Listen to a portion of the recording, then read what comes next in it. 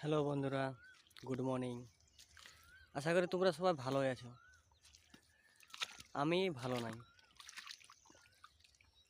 আশা করেছিলাম যে নিচে ফল উপরে ফুল পাবো, কিন্তু সে স্বপ্নটা এই আবহাওয়ায় ভাঙিয়ে দিল।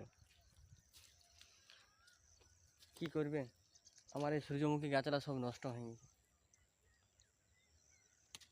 এই দেখো, এই ফুলটা ফুটতে হয় তার আগেই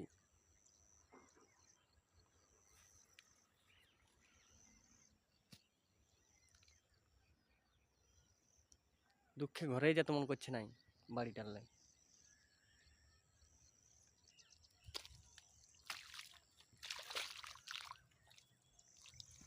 চাষি ভাইদের কষ্টই আছে।